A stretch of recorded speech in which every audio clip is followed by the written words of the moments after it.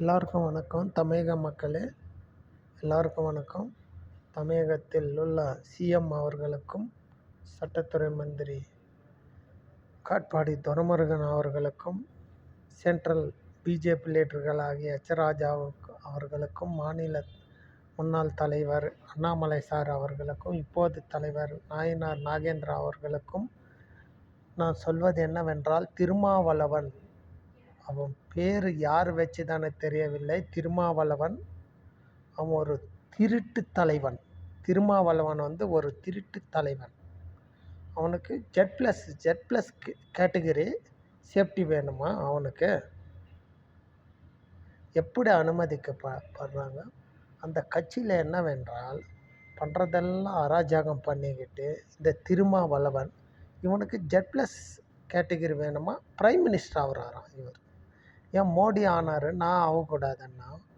மோடி ஒரு கட்சியிலிருந்து எவ்வளோ கஷ்டப்பட்டு எவ்வளோ இது பட்டு அவர் பிரைம் மினிஸ்டர் ஆனார்.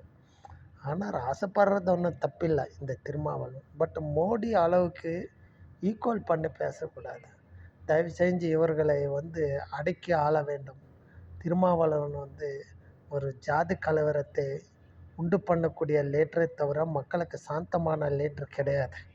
இவர்களால் நாட்டில் மக்கள் அன்னெசரி அவதிப்படுறாங்களே தவிர ஒரு சாந்தம் கிடையாது.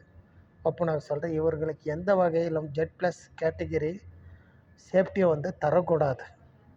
தமிழக மக்களுக்கும், தமிழக முதல்வருக்கும், சட்டத்துறை மந்திரிக்கும், மாநில உள்துறை அமைச்சகத்துக்கும், சென்ட்ரல் உள்துறை அமைச்சகம் அமித்ஷா அவர்களுக்கும், அண்ணாமலை சார் அவர்களுக்கும், ராஜா அவர்களுக்கும், நாயினார் நாகேந்திரா அவர்களுக்கும் பணிவன்புடன் கேட்டுக்கொள்கிறேன்.